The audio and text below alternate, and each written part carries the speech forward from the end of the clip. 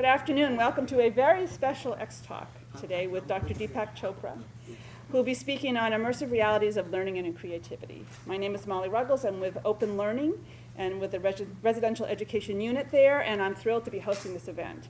I want to make a few just brief thank yous to people who have made this happen today: Ken Zolot, Cheryl Barnes, great help from Emma Christ and Laura White and Gillian Welsh, who really got this thing going. So this afternoon, what we're going to experience with Dr. Chopra is part of a broader, wider array of X-Talks, which have been hosted this year. We've been looking at widening the diversity of people who are sharing, and we had an educator with University 42, a fellow who used to be a Buddhist monk.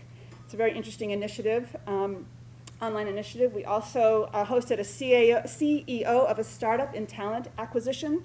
So we're really sort of looking at getting out of our silo and looking at some interesting things that are happening throughout teaching and learning. So great to have you all here. Great to have you here, Dr. Chopra. And I think Ken or Dr. Chopra will take it from here. All right. Thanks, Molly. Okay. Thank you.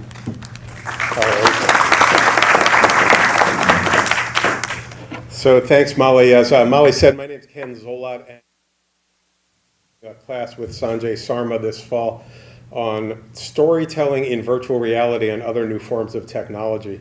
When we think of the future of education and educators essentially as storytellers and people seeking to engage in an audience, how is technology going to change the way we tell stories? Which got us more broadly thinking about how any of us tell ourselves stories, which got us introduced to all kinds of fascinating collaborators, including Dr. Chopra, who I'm very glad has agreed to come share his wisdom with us. So we're going to ask him to talk for a little bit. The students in the class are in this room now. We invited a broader audience, but at some point at the end in the mingling, if you want to introduce yourself, there are students who've been spending the semester with me and Sanjay looking at the question of how immersive worlds work and how we come to understand ourselves and the universe in new modalities. So with that, I'm very delighted to introduce Dr. Chopra. He's going to speak for a little while, and then to moderate the Q&A section, we have another special guest here, who is Professor Deva Newman, who is a cherished member of the MIT faculty.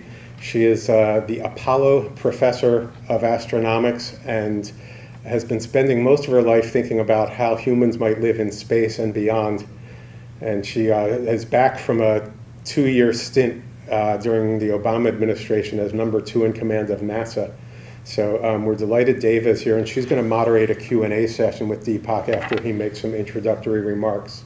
So we have a very large view of the universe here in this room.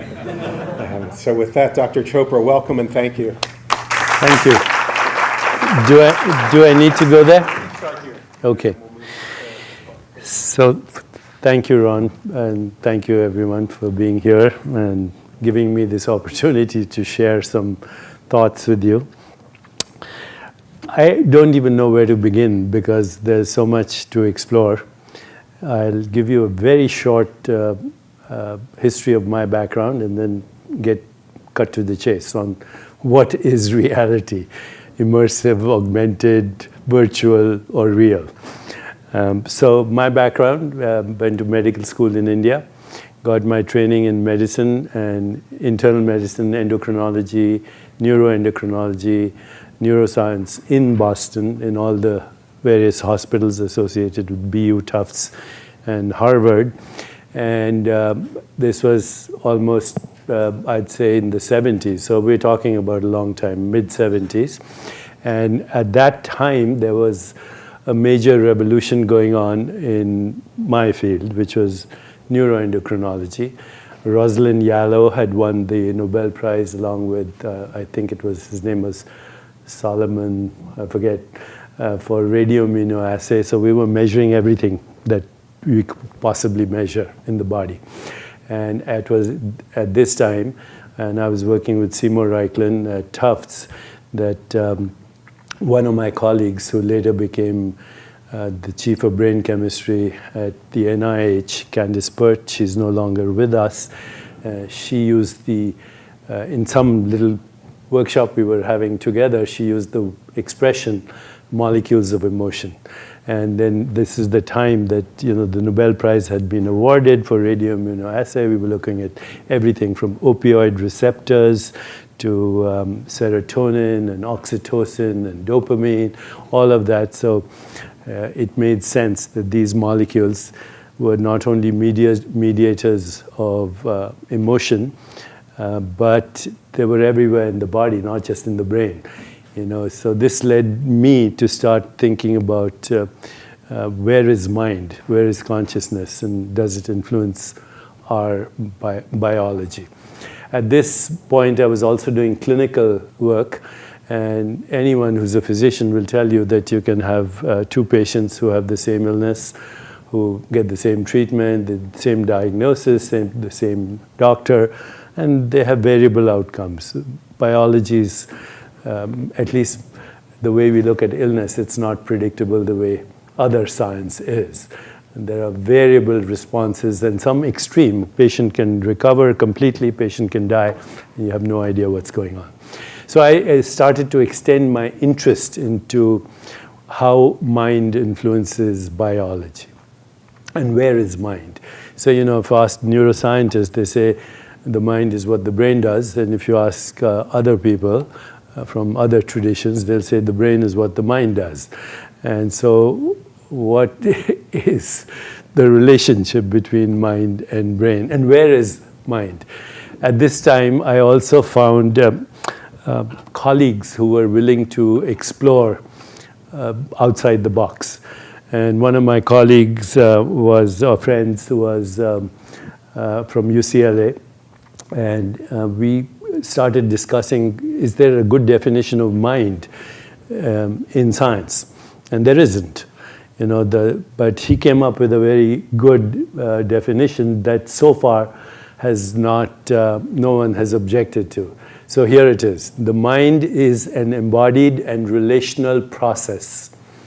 The mind is an embodied and relational process that regulates the flow of energy and information in an ecosystem of relationships.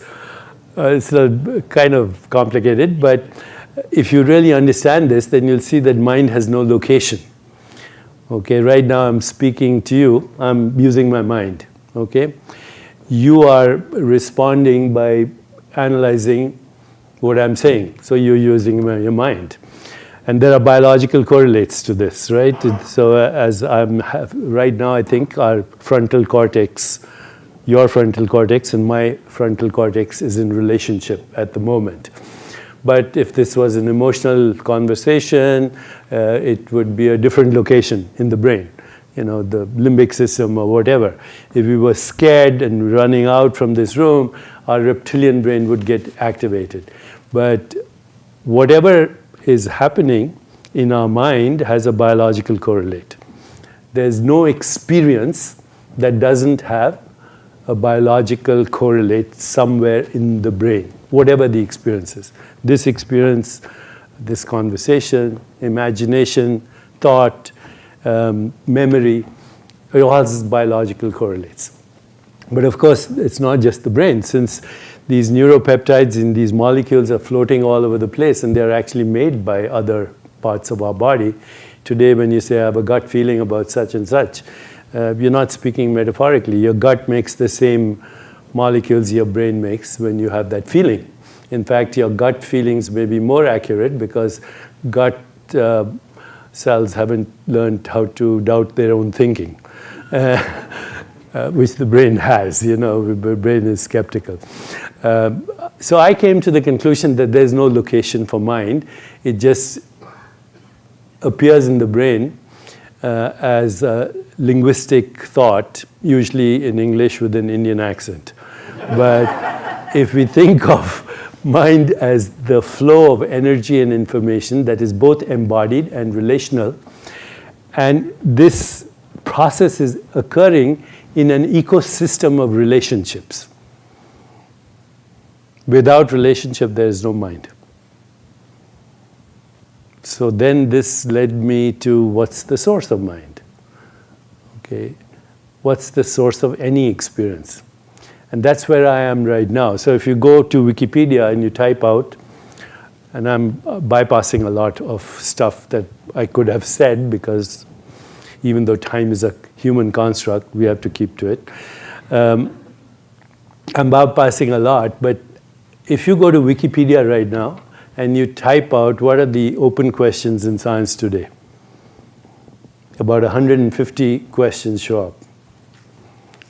Guess what's the first question that shows up? The first question that shows up is, what's the universe made of? And why is that an open question? Because as you probably know, at least the cosmologists know, 70% of the universe is dark energy, which is just a mathematical term for the observation that the space between galaxies is expanding. So it's a mathematical construct, dark energy, to explain the observation that space is expanding faster than the speed of light right now. And what is expanding is the space between galaxies. We don't know what this phenomenon is. Einstein called it the cosmological constant. Okay, leave that aside. But that leaves 30% of the universe remaining, of which 26% is mysterious dark matter. And why is it called dark matter? Because it's invisible. And why is it invisible? Because at least current scientists believe that it's not atomic.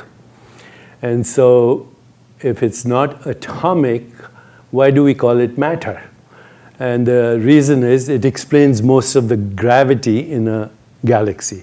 So a galaxy is held together by this mysterious mathematical construct, dark matter, 26%, just to accommodate the equations of mathematics. Okay, so that leaves 4% of the universe, which is atomic, of which 99.99% is invisible interstellar dust, which is, in all probability, hydrogen and helium that hasn't coalesced to form heavier atoms. So that leaves only 0.01% of the universe, 0.01% of the universe that's visible. And according to current cosmology, if you go again, I do all my research online, but you can Google this. How many galaxies are there in the universe, in the visible universe? The latest estimate is, guess what? The latest estimate of the number of galaxies is 2 trillion. How many stars are there? 700 sextillion. Now, I'm sure at MIT they know how to write that. I don't. 700 followed by lots of zeros. Okay? And uncountable trillions of planets, exoplanets. All of that is 0.01%. But as you know, that as you go deeper into the nature of what we call matter, it becomes non-material, whatever its nature is. You know, particles and waves are the same thing. And unlike particles, which have units of mass and energy, waves are waves of probability. Where do they exist? If you talk to physicists, they'll say in Hilbert space. What is Hilbert space? Oh, it's a multi-dimensional infinite space, or formless space, which houses the wave function, which ultimately determines the appearance of matter. Where is it? And if you want your career, the answer is shut up and calculate. Okay, these are not scientific questions. But the fact is, the only thing we can say with certainty about the universe, what's it made of, is it's made of nothing. And you have all kinds of models for this. The quantum vacuum, etc. Leave that to the physicists. But everybody will agree that the fundamental, whatever is fundamental that is giving rise to the visible universe, is a nothingness. So that leads to the second question. If it's made of nothing, why does it look like this? Okay. Why does it look like this, this? And that brings us to the second open question in science, which is, what's the biological basis of consciousness? Because without consciousness, there's no experience. Now, people who don't think about these things, they're very kind of nonchalant about this. You know, the consciousness is something that the brain is secreting. Just like your gallbladder makes bile, your stomach produces hydrochloric acid, your pancreas creates pancreatic juice. This 3-pound whatever it is, mostly water, fat, and a few molecules, produces thought. It produces insight. It produces intuition. It produces creativity. It produces vision. It produces imagination. How? There's no answer for that. There's no answer at this moment for any experience that you can have. Right now, you're listening to me. All that's going to your brain is an action potential. Molecules of air are vibrating in your eardrum. They're sending an electrical current to your brain. There's electrochemistry. And you hear me. Where is the sound? Is there sound? Is sound a fundamental, intrinsic expression of the universe, or is sound an experience? Where are you having the experience of this room right now? So what's coming to your eyes are invisible photons within a particular bandwidth. Within a particular bandwidth, invisible photons. We can't see them. They have no color. They have no shape. What's happening in your eyes is electrochemistry. What's going to your brain is an action potential. What you're experiencing is a room. You can go out at night and you can see the Milky Way galaxy. You can look at your body. You're experiencing this body. Where or what is doing this? There's no explanation. For any perceptual experience you have, or for any mental experience you have, there's no explanation.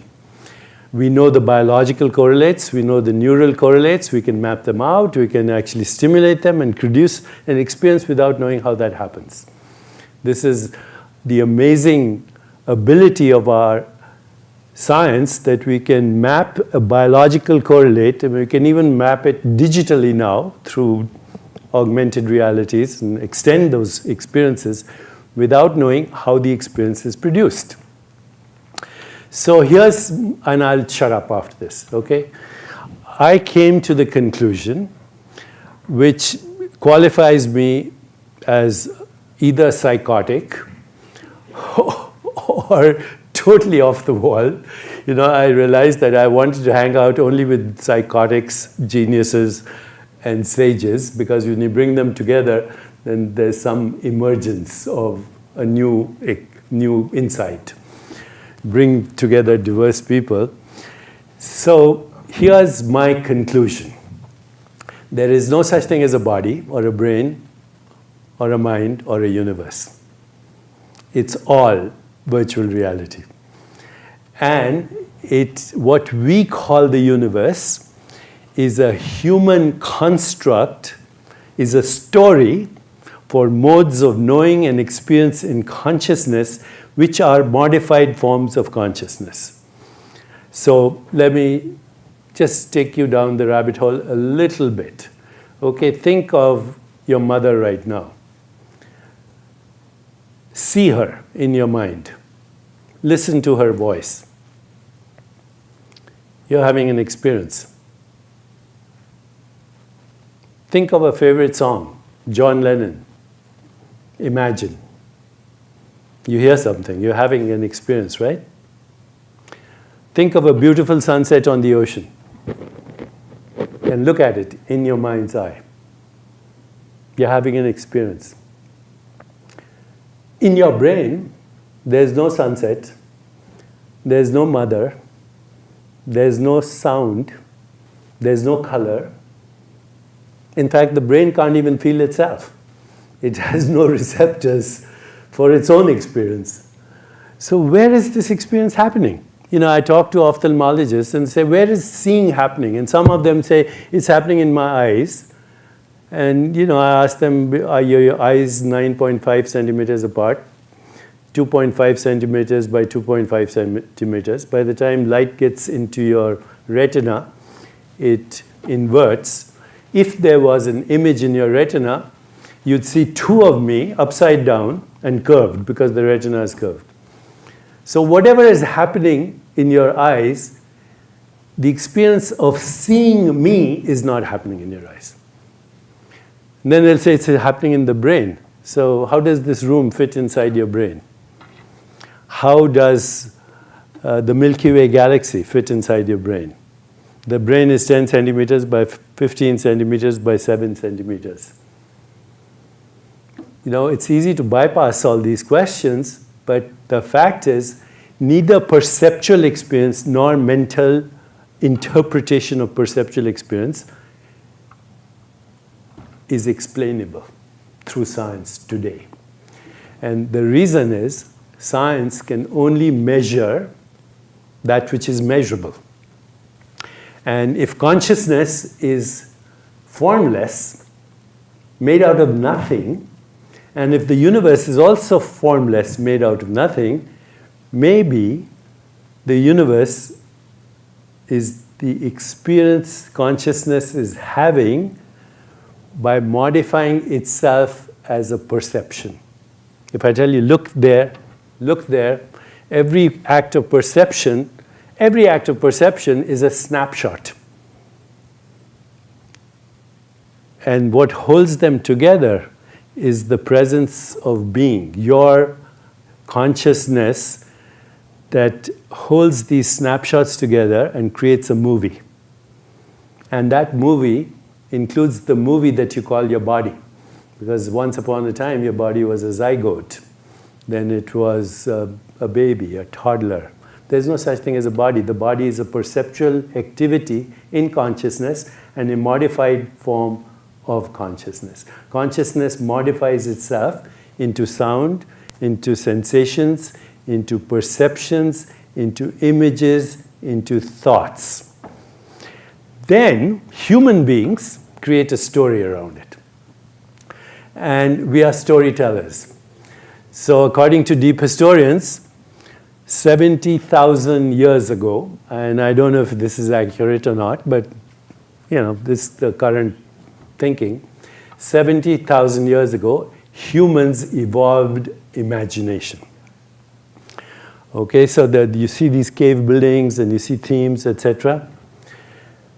And then about maybe 15 to 20,000 years, humans evolved language. Before that, language was very rudimentary. It was calls of danger and mating calls, which still other species have, birds and other species. So humans evolved a different kind of language. 15,000 years ago, oral language. And that language was one that started with storytelling. In fact, the first language, the first stories were, according again to deep historians, were gossip. So gossip started the human experience. So-and-so sleeping with so-and-so, so-and-so can't be trusted, so-and-so. And then that quickly evolved into constructs, like money. Money is a construct. There's no such thing. We made it up. Another construct, latitude and longitude. Another construct, Wall Street. Another construct, nation states. Another construct, gender. Another construct, body, mind, universe.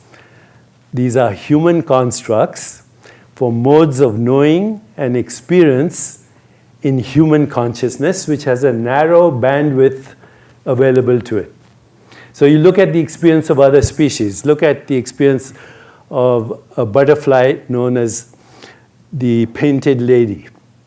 This butterfly experiences smell through her antenna. This butterfly tastes food and nectar through her feet. The taste buds are in the feet. It hears through the flapping of its wings. It has 30,000 lenses in her eyes that move like a kaleidoscope, giving it an experience of shimmering shapes, forms, and colors, presumably. what is reality to that species that we call a butterfly. And even the word butterfly is a human construct for a human experience. All our taxonomy of atoms, molecules, force fields, gravity, these are human constructs for modes of experiencing a narrow bandwidth of human experience. But there are eagles soaring in the sky, there are insects with 100 eyes, a bat navigates its reality through the echo of ultrasound. A chameleon's eyeballs swivel on 2 different axes. You can't even remotely imagine what this room looks like to a chameleon. A snake senses infrared. What is that experience? A bat senses the echo of ultrasound. What is the most fundamental reality? Is what we call the universe a human construct for a human experience in a narrow bandwidth of experience, when in fact the bandwidth of consciousness is infinite because consciousness has no form. You can't study consciousness like you study science or do anything in science. How do you look at something that has no form? Hence all these attempts, virtual domain, whatever, quantum entanglement, virtual particles. But what is reality prior to all systems of thought? Prior to mythology, prior to philosophy, prior to religion, prior to theology, and prior to science? Is science not an activity in consciousness? Where are experiments designed, if not in consciousness? Where are theories conceived, if not in consciousness? Where are observations made, if not in consciousness? So if you have just, give me 2 minutes and I'll give you a little experience if you want. Shall we try it? Okay. So,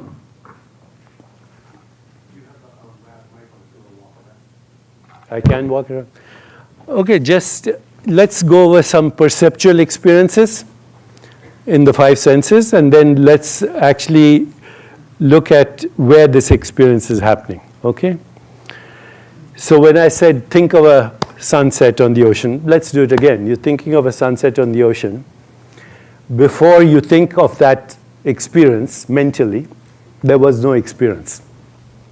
But as soon as I said think of it, then you as a conscious being modified yourself into that activity as an image. Okay? Think of your mother when her voice. You then, as consciousness, modified through intention that experience, subtle, mental experience. Right? But when you look at something, that's a perception.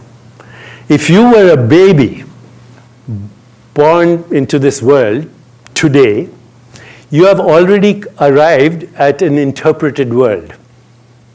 The world has been interpreted for you. You know, in first God created the universe, this is religion, this is this.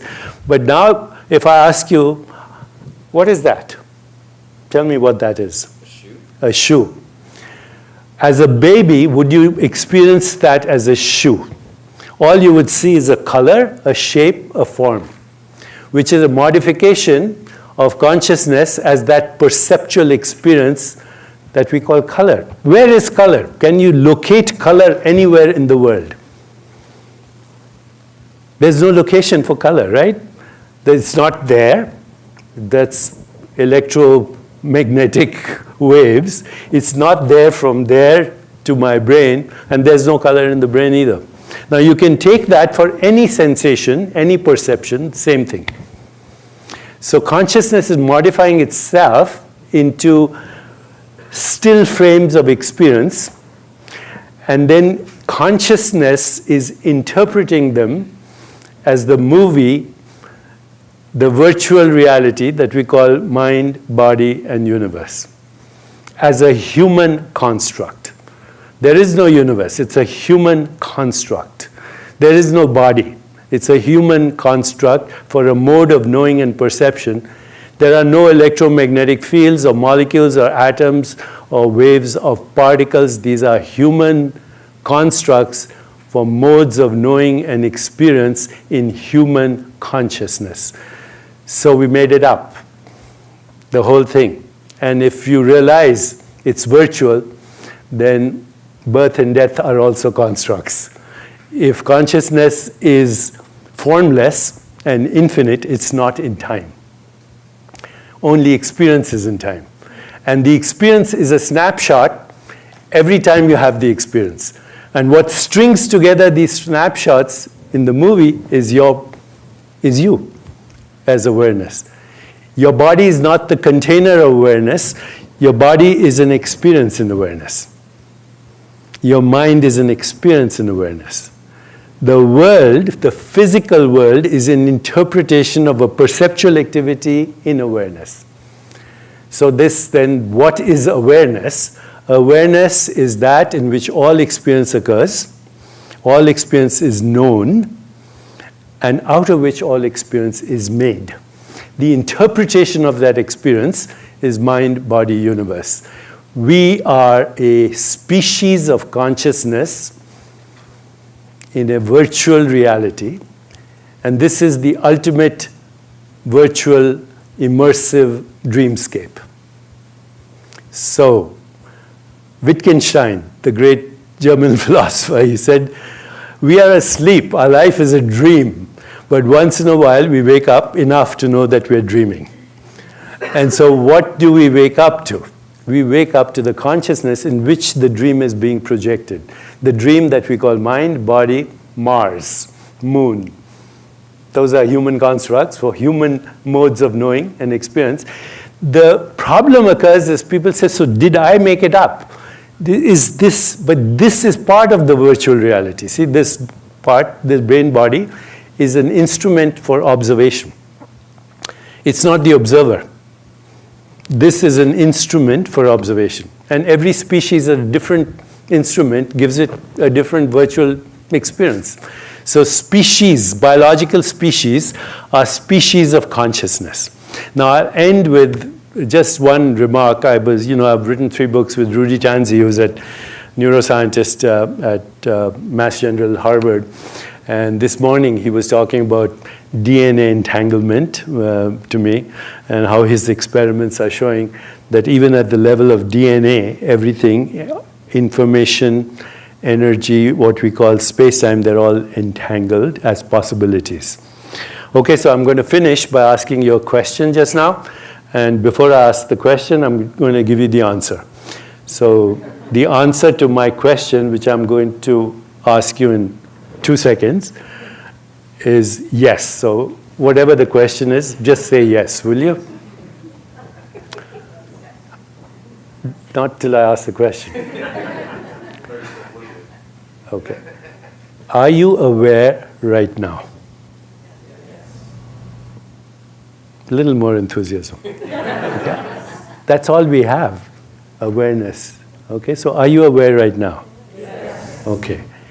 Now I'm going to ask you the same question, but this time don't answer it till I raise my hand. Okay? Are you aware right now?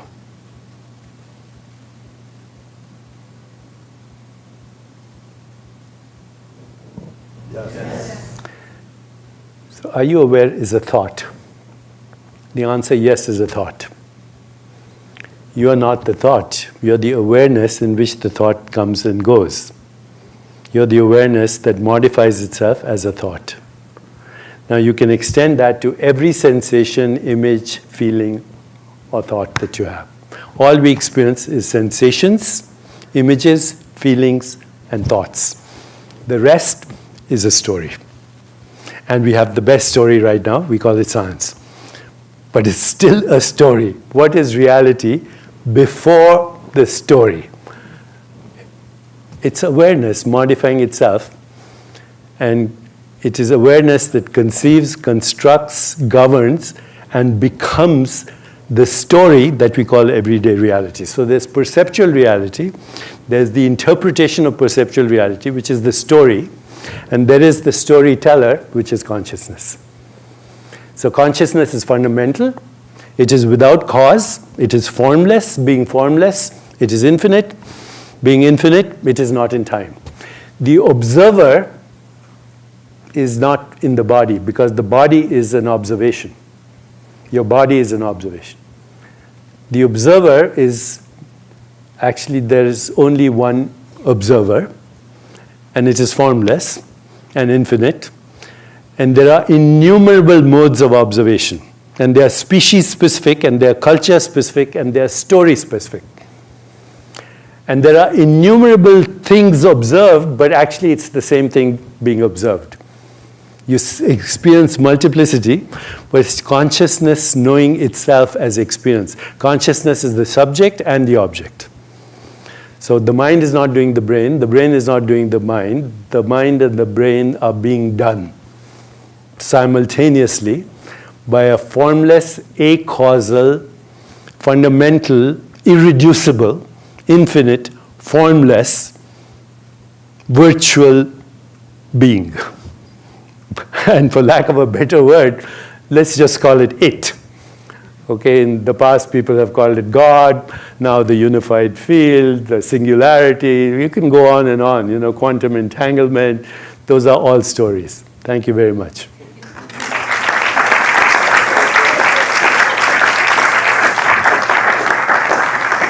I took longer, I think.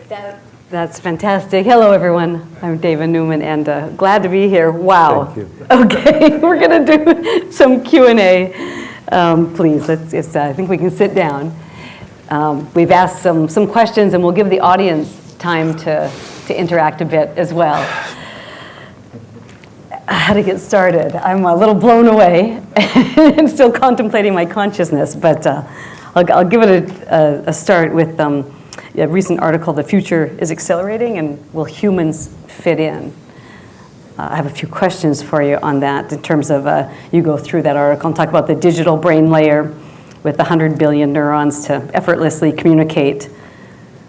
So my questions from that article, we know the future is accelerating, but what will it mean to be human? Well, humans will evolve to meta-humans. And what we will do is we'll extend the range of our perceptual experiences through immersive augmented realities so that we can actually increase our bandwidth of experience in almost forever, infinitely. We will evolve as a hybrid of biological expression as this body-mind, extending our range of experience to other bandwidths available to us in consciousness. Now, recently in Dubai, for example, I met the first cyborg. And he was in his 20s. He was born colorblind. And so he decided to implant some antenna in his brain. He shaved his head, and he can hear in colors. Okay, so he transports the hearing perception into a color. He took a snapshot of my body, which was a symphony of colors. Okay, so he doesn't, he hears colors. Now, he tried to get a passport, and the British government wouldn't give him one because they said we don't have a provision for a cyborg, only for human beings. He took them to court, he won, and he has a British passport. So I had a question for him. I said, then he didn't stop there, by the way. He started extending his range of experience to ultrasound, to infrasonic, to ultraviolet.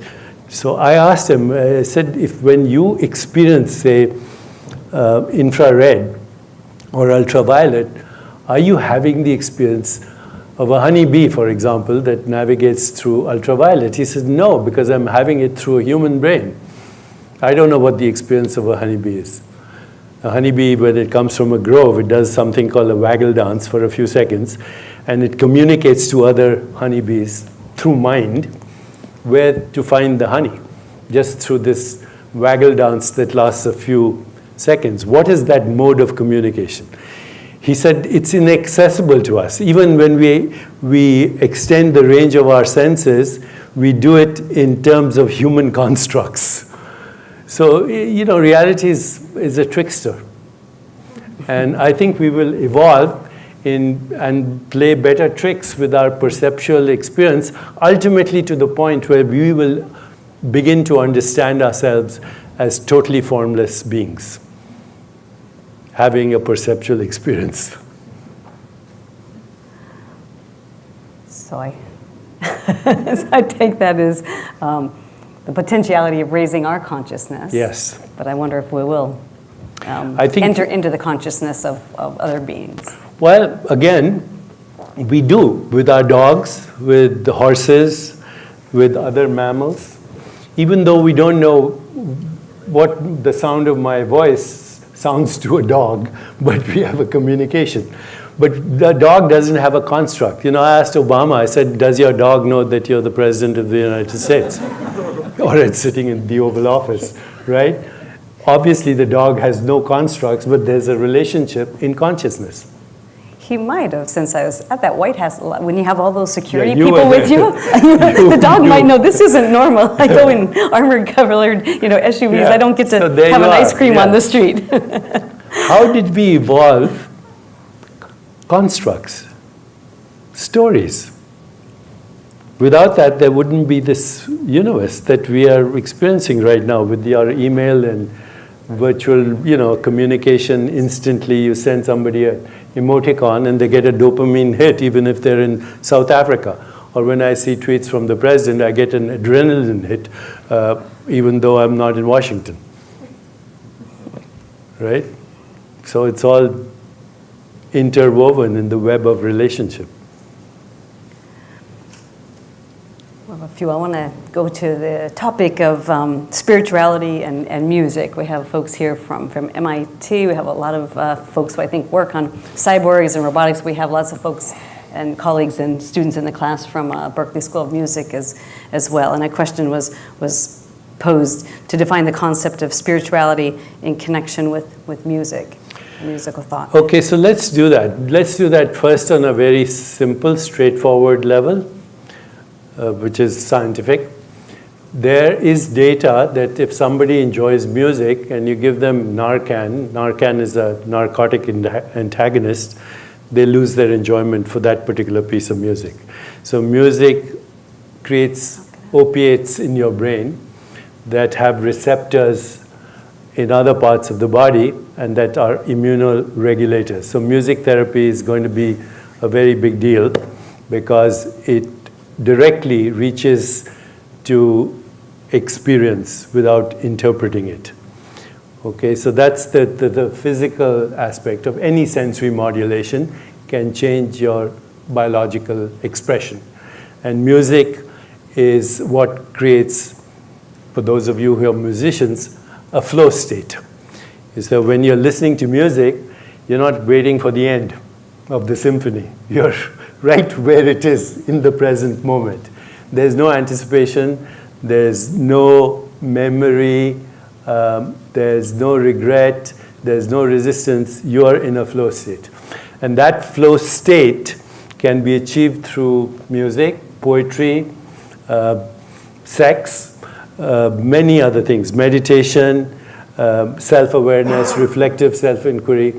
But the state that we call separate, me and the other, me and subject and object, that's apparently created in a part of the brain called the default mode network, which is getting a lot of attention right now. So the more you think of yourself as separate, the bigger your default mode network, the more you feel squeezed into the body in the span of a lifetime and in the volume of a body. But in flow states, you don't feel any of that. So when people experience flow states and say athletes in a game or during music or during poetry or dance or martial arts or meditation or mindfulness, that flow state, there's loss of ego identity for that moment. Okay? There's loss of personal identity for that moment. And There's no resistance, there's no memory, there's no regrets, there's just flow. And music does that. Okay, and today, that my talk this morning at Harvard, Rudy was telling me that people who experience music, the default mode network goes down. You enter a flow state, but it happens with any experience of transcendence. Any experience where thought comes to a standstill is flow, and therefore the state of least entropy. And by spirituality, I think that's another word that is so misunderstood. I think with spirituality, we should just keep one word, and that is self-awareness. The awareness of your consciousness, which is the only constant in every changing experience. So when you're fully aware of that which is aware, which was the experiment I did with you, are you aware? You can stop any moment and say, who or what is having this experience? And you realize that your body, your mind, and the world go together as an experience. But what is orchestrating the experience is totally without form. So that is spirituality. Music, poetry, art in general is the language of the soul. Science is the language of the mind. I think a related question here on what are the key elements in seeing a person's reality through metaphysical principles? And behind this, it's a person wanting to, an educator providing deep and unique realization for multiple cultures around the world. The common language for every experience is experience itself. If you start asking who or what is having this experience, then you'll realize that the world is held together, this world is held together by a story, by a construct. So reality, so-called everyday reality, which is our perceptual reality, being virtual, is subject to revision. And as we evolve in our spirituality, we'll extend the range of our experiences and even have intra-species experiences. There are people in shamanic traditions that communicate with birds, that communicate, they're so out of our realm that I talk to herbalists, and they predict the effect of these herbs on the biology, and you say, and when you look them up, they're pretty right. This is anti-inflammatory, this does this does this. You say, how do you do it? And the shamans I met, they say, we speak to the plant. We communicate with the plant. And then, of course, they have their rituals with ayahuasca, etc., which basically get rid of all constructs. And once you get rid of constructs, then the plant and you, your body, your mind, and the Milky Way galaxy is all one activity. So that's where music will take. Any sensory experience can be transcended to its source, which is consciousness. I think I might be coming back to constructs, but we wanted to dive into creativity and maybe where revolutionary ideas come from. What is creativity? The best way I can think of creativity is that it is a confluence of meaning, context, relationship, and story. Before that, it's all ambiguous. The baby I was talking about, it's all experiencing shimmering colors, shapes, forms, sounds, no constructs. Then the poor kid is told, you're American, you're male, you are this nationality, this religion, and you're bamboozled now into a false identity for the rest of your life. And then you start to defend it, okay? And you go to war for it too. So what is reality before the story? Before the story is the mechanism that actually creates and holds together this experience we're having. Without the story, this is just a shimmering kaleidoscope of colors, shapes, forms, sounds, textures, smells, all of that, which are modified forms of consciousness. So this is, if we get this, then there's no limit to human creativity. I think what happens is when you put together people from different disciplines, because we all think in our narrow boxes. If I'm a cognitive neuroscientist, then that's all I think about. If you're an astronaut, that's what you're thinking about right now. And you're studying Mars, all of that. So when you put together from different disciplines, science, math, biology, neuroscience, mathematics, and humanities, art, music, and even cultural stories, you put people together, you have them share a common problem, and you ask them to solve it, emergence happens. It's so interesting that all you have to do is put people from different disparate disciplines in a room together. They have a shared vision, they're emotionally and spiritually connected, and they come up with a new story. That's what creativity is. It's a shift of context, meaning, relationship, and story from this to this. And there's no transition. So true creativity, and I'll say at the risk of getting the wrath of mechanists, true creativity cannot be simulated by a computer, because computers are algorithms. And true creativity is a true disruption. The algorithm has to break, okay? So, of course, for those of you who are mathematicians here, you know about Gödel's theorem, right? Gödel's theorem says that there are theorems in mathematics that cannot be proved, but that are true. They are intuitive insights. So creativity is a disruption in the algorithm of logic. Okay, this is good. I'm sure there's going to be lots of questions coming up. I'm going to ask one more, and then I'm going to open it up. You touched on this, but people wanted you to think a little bit more, your ideas on quantum entanglement and consciousness. So when I speak about quantum entanglement, I get in trouble with physicists because I'm not a physicist. My last book, though, was with a physicist who got his PhD from MIT. So I feel a little safer in talking about quantum entanglement. So for those of you who are not familiar with quantum entanglement, it has a big history, and there's a war between what we call realists and what we call people who think in terms of only consciousness. Einstein was a realist. Realist means he believed the world is real.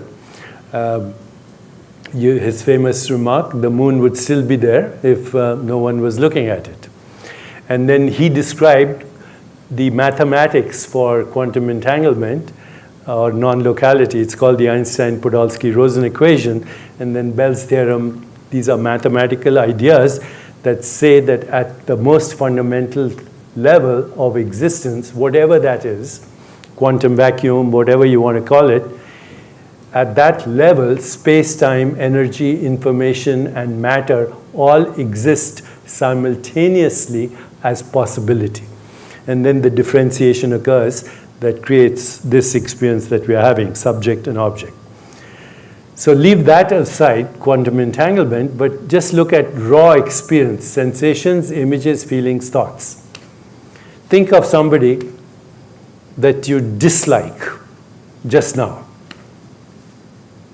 Maybe that person really bothers you. And you have an image, you have a thought, you have an emotion. You might even have a sensation in your body because your blood pressure might be going up, okay, as you're thinking of this person. Mine is, as I am right now, okay?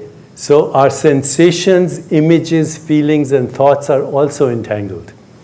If you come to a cocktail party and I say to you, you know that man there, he just won the Nobel Prize in physics. And then you come 5 minutes later and I tell you, you know that man there, he's wanted by the mafia for whatever. You too will perceive that person totally differently because you have a different story. So your sensations, your images, your emotions, and your thoughts, and your perceptions of reality are based on the story you're telling yourself. And that's the real entanglement. Real entanglement is the entanglement of sensations, sense impressions, images, feelings, thoughts. Now, realism is in trouble because, if you ask people, realists, including Einstein, he couldn't explain entanglement, so he said spooky action at a distance, and he dismissed it even though it was his formulation. Okay, so these days there are three types of realism. One is called naive realism, which is the world is exactly the way you're perceiving it. Well, obviously that's not true. Different species perceive the world differently. So we can throw naive realism out. The second kind of realism is called representational realism. That the world is real, but there's a representation of it in the brain, some kind of cryptographic digital code that gives me the experience of a real world. But then that runs into the hard problem of consciousness. How does this neural correlate with this experience? So representational realism is out. And the third is called scientific realism. The world is made of molecules and atoms and force fields and gravity. Well then, why do we experience it like this? You know, how do force fields and gravity and strong and weak interactions give me thought, insight, intuition, emotions, love, compassion, joy, equanimity, the fear of death? Where is all that happening? How do force fields explain that? So scientific realism is out. I don't think there's any realism that is viable. That's a perfect segue to entertain your questions. Anyone? Please introduce yourself, and then. I'm a student at Harvard Graduate School of Design, and also I'm a student of this class, virtual reality. Yeah. So I'm curious about I read the article, and one of the mentioned that the man who is engineer created a church called the Way of the Future, that. And I'm curious that it's a church, not an organization, not a company. And it seems that they believe artificial someday will transcend human wisdom, but they finally find a story, a religion that is within the human story. What's your opinion about this story? Maybe we'll rephrase and. Yeah, so there's some physicist who's, he's an artificial intelligence person and virtual reality person. I've read about him.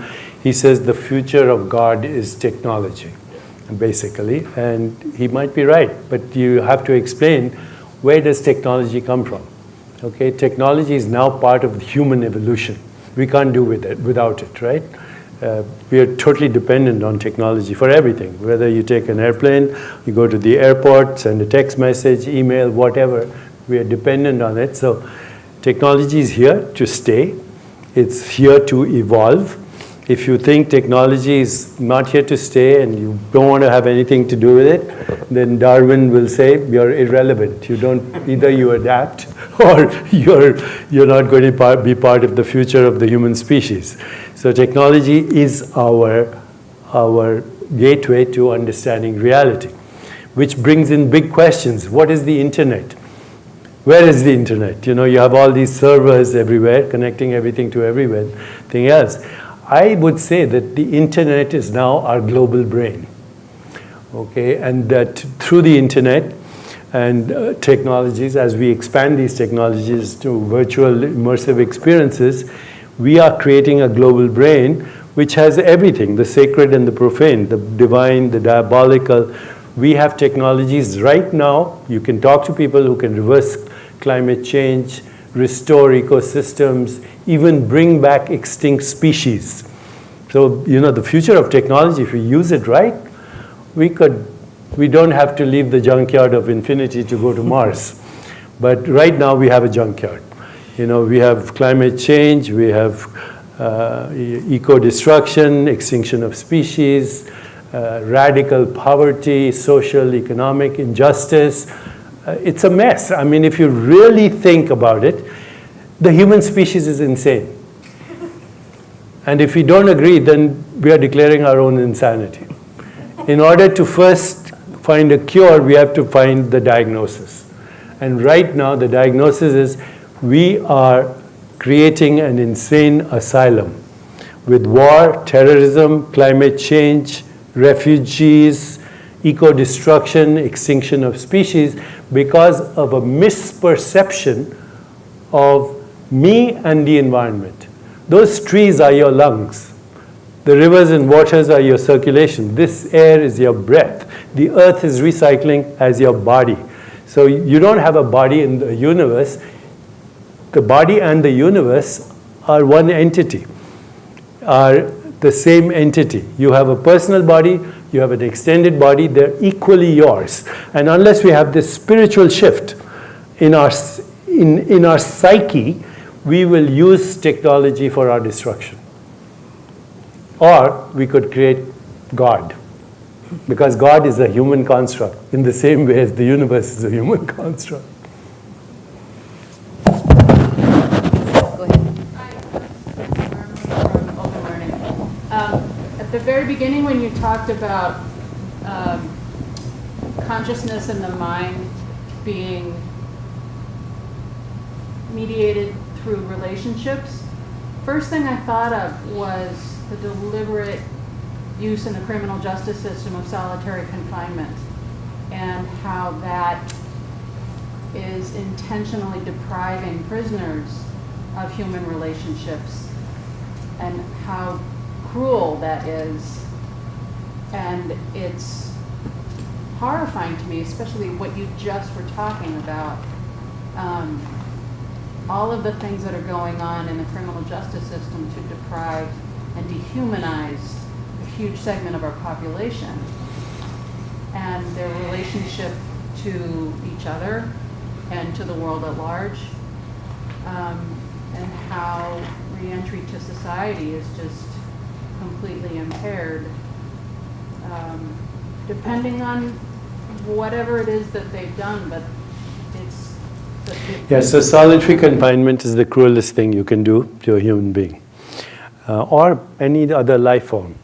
You know, this brings in the bigger question of what is the meaning of love or compassion or joy or equanimity. So in Eastern wisdom traditions, these are called divine emotions. Love, compassion, joy, equanimity. And they come from a deeper understanding that love is not just a sentiment, it's the deepest truth at the heart of creation, which is the entanglement of relationship. That's all there is. There is no such thing as a thing. It's only a web of relationship. And so that kind of mentality comes from a different construct, a different story. I and the other, when the other is also me, but in a different form. And at the ultimate level, the real entanglement is the entanglement of love and relationship. So love is the ultimate truth, and compassion is the desire to alleviate somebody's suffering. What we call empathy is the ability to feel what another is feeling, and then compassion is the desire to alleviate it, and then love is the action that is prompted. And that, you know, it sounds like almost a cliche to say that love will cure anything, but even criminal behavior is a cry for love. It's an abused person who is recycling the abuse, basically, because it's been going on for generations as a result of poverty or whatever, economic conditions or social injustice, or all these constructs we have, you know, race, gender. These are constructs. So we have a long way to go. But then there are people like Nelson Mandela who were in a prison, isolated for over 20 years, and had a vision that kept them going. That vision, that story kept them going. And they had inner strength. So they didn't think of it as isolation. They actually thought it as solitude that connected them to the bigger reality. Very big difference between solitude and loneliness. Yeah. Go ahead, please. So I work with patients with schizophrenia. They feel they're disconnected from their mind. They feel like they don't have any control over what they're thinking, what they're doing, what they're feeling, anything that to do with the mind, as we know, they feel like they're disconnected. So we do this intervention where we give them feedback from their brain, show them that what they do is affecting what's going on in the brain, and there is actually some sort of connection. But this treatment isn't scalable. We have to put them in a scanner. It's not, not everyone can come and do this intervention. And I wonder if you have an idea of how you can reconnect these people to their own mind and own thinking, feeling, everything that they feel like they've lost because of their disease. I see in the next 5 years, or definitely in the next 10 years, immersive virtual reality experiences or immersive augmented reality experience start to treat initially anxiety, phobias, eating disorders, even autism spectrum, because when you take a kid and you give him a virtual reality experience of what normal facial expressions are, and that feeds back on the nervous system, rewires the nervous system. So I don't know where this is going to go with things like schizophrenia, but I think it's the most promising area is to create an immersive experience of what it feels like emotionally to be what we call normal and what is outside the spectrum. So there's some initial work in phobias. I'm looking at it for inflammation, for example. If you can give a person an experience which is perceptual, their own body they're watching, and this leads to a lot of interesting ideas, actually. I don't think in the future you will be using pharmaceuticals. You'll be giving people an immersive experience. And that will totally start to shift how they interpret the world or interpret their body. One more thing I want to say about this is that I forget right now. It'll come to me. Hello, I'm Kira. I'm an undergraduate student here at MIT. So I was wondering if technology could be more like emotive of the feelings of connection, since this is related to the discussion, like the connection with nature, connection with others. But does it also, is like using technology in that way kind of absolve people of like personal responsibility, of like meditation, going out in nature, and like the actual experience, like it's not really a technological problem, but I don't know, just wondering what your thoughts were on that, because like as an undergraduate here, you're kind of stressed out like for 4 months on end, but your body like will adapt, like falling back into like childhood happy memories, like naturally. So I don't know. I was just curious. So over the years, what I have observed is well-being is very simple. Very simple. Well-being is homeostasis or self-regulation.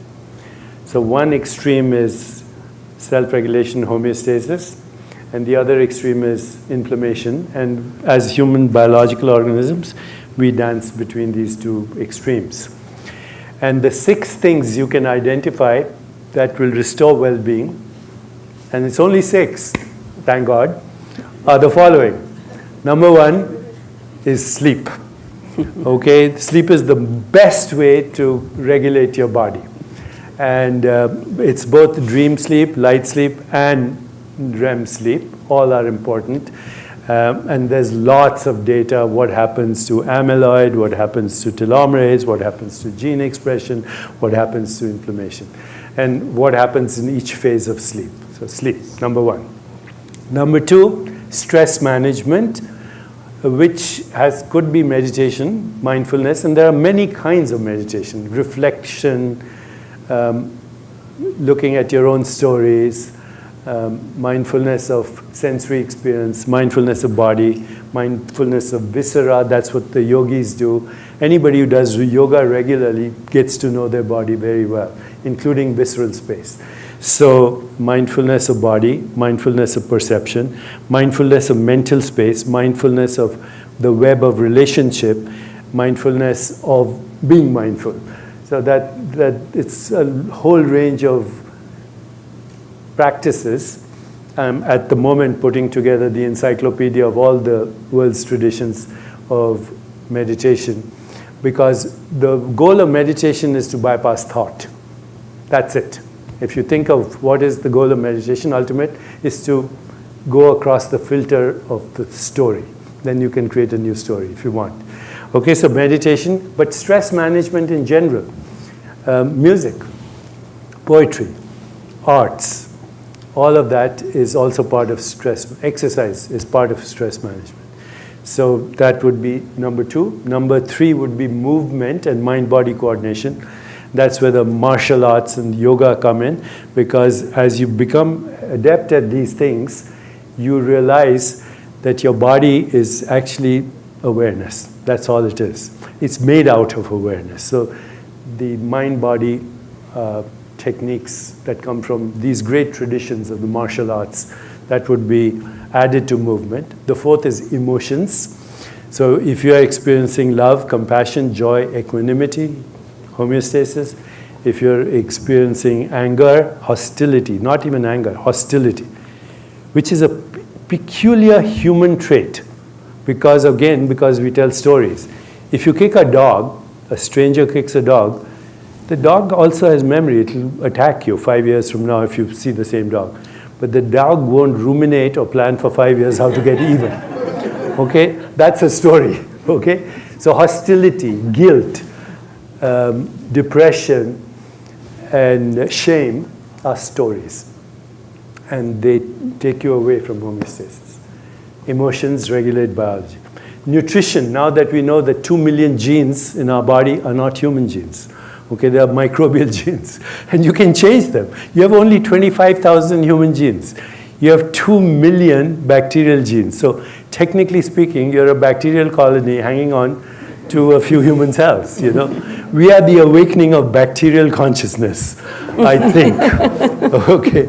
So nutrition will change your biology within a few days. Within a few days, you can change 2 million microbial genes in your body.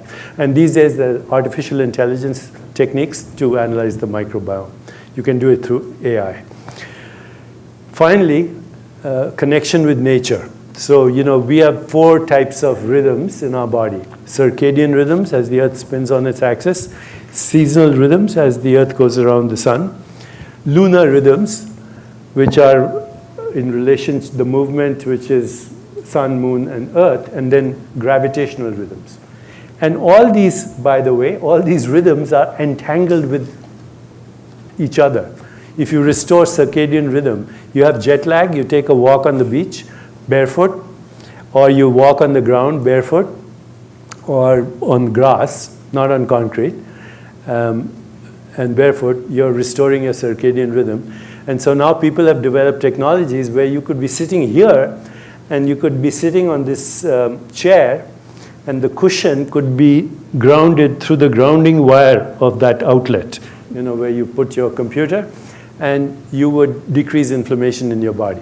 So all the 6 things that I've said, sleep, stress management, exercise, movement, mind-body coordination, emotions, nutrition, and grounding, we have technology today to accelerate that. Okay, so I look at my sleep score every night, and then, you know, that's feedback for me. And then I know intuitively what I did to disturb my sleep. So that gives me feedback. So all these technologies enhance feedback to consciousness so you can modulate your behavior. Behavior, I mean your thoughts, your feelings, your emotions, the way you imagine, the way you relate, all are connected in that realm. I think technology is a blessing to learn about ourselves. There was get this question over here.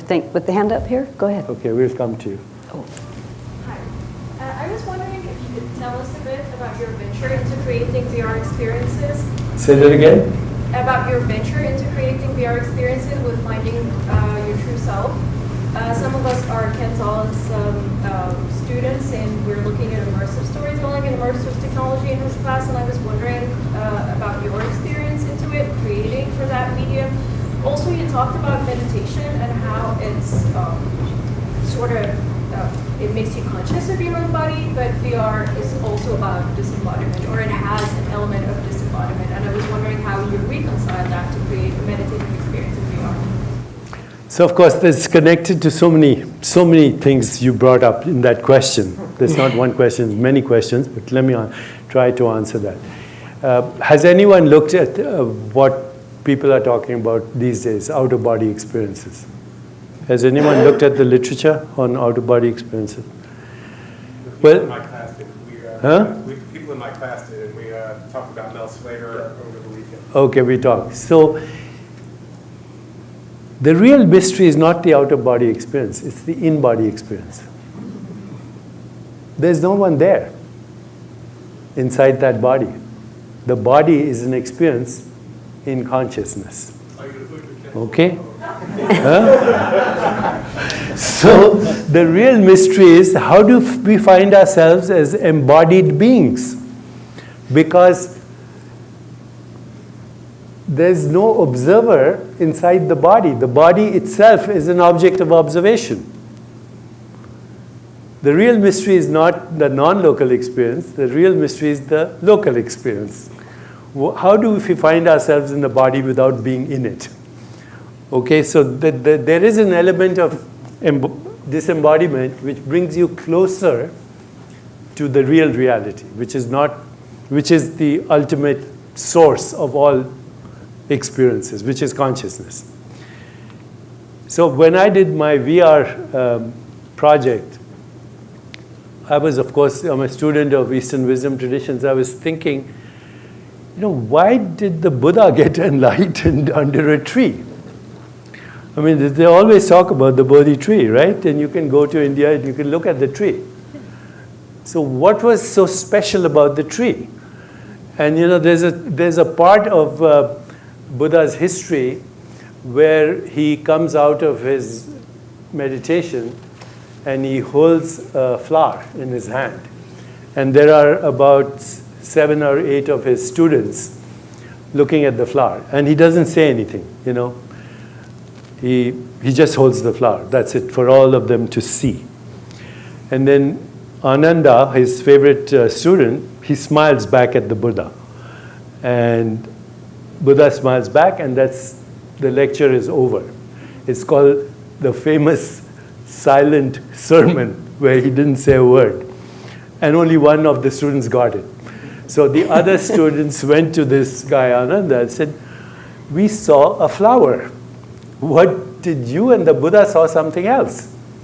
And Ananda said, "Yes, I saw rainbows, I saw sunshine, I saw earth, I saw water, I saw the biosphere, I saw the stars and galaxies, I saw the infinite void, all pretending to be a flower." And so Buddha got enlightened under the tree because he saw the whole ecosystem. He was the first ecologist. The birds, the bees, the bacteria, everything is one activity entangled. So that was why I wanted to do this VR experience. I wanted to give people an experience of what the Buddha was experiencing under the Bodhi tree. I don't know how successful it was, but for now, given what we know of immersive augmented experiences, this is a long way to go. Last week I was with a company in Hollywood called Immersive Dreamscapes. Anyone heard of this? So Immersive Dreamscapes is a company now founded by Steven Spielberg and some others, but their CEO is originally from Disney Imagineering, where I teach a course on imagination. And they took me through a trip, and you would love this. You would love this. I went to another galaxy. I went to another planet. I was in a space shuttle. I could actually, there were these alien life forms that suddenly showed up. I could pet them, and they would respond, and then it started to rain, and I got wet, okay? And all this while, it was virtual. And then all I did at the end is take out my headset and the gloves and whatever else I was wearing, and then this world seemed totally alien to me, because you adjust so easily into another reality. Wow. So the future is very good for treating medical diseases, inflammation, starting with mental disorders, but ultimately physical ailments, because what we call the physical body is a perceptual experience. You change the experience, you change the body. So, wisdom traditions, healing in shamanic traditions, they have only one basis for it, that your body is the metabolism of experience. You change the experience, you change the body. The physical body transforms. So there's an expression in Ayurveda, if you want to know what your experiences were in the past, look at your body now. If you want to know what your body will look like in the future, look at all the experiences you're having now and how you're interpreting them and what are the stories you're telling. We want to try to get in one last question. We're running close to the time right here. Yeah, why don't we'll get the last question. I work in the material science department. Proponents of free speech will often say that sunlight is the best disinfectant, and all ideas, even if they are harmful or hateful, should be out in the public sphere.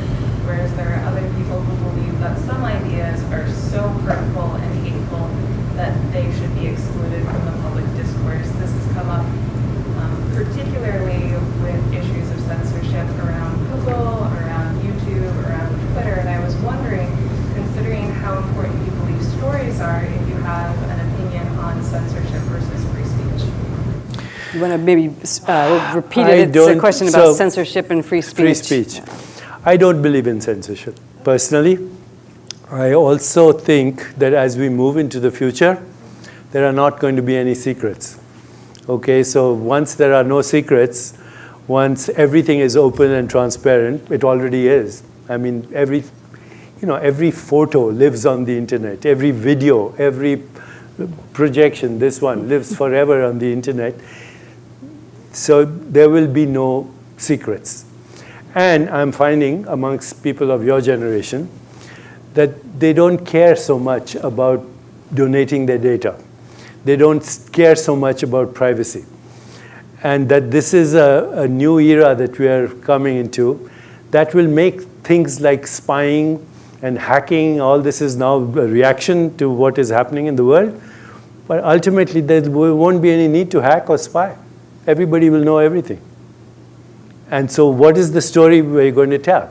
It's a question of stories. One story risks our extinction.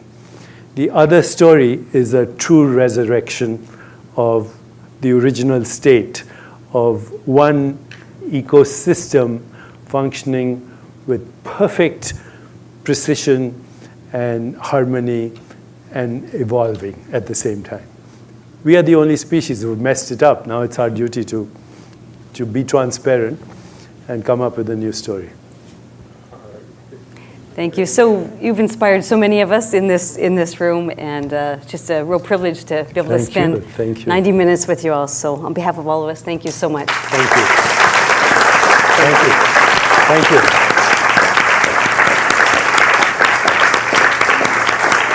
Thank you.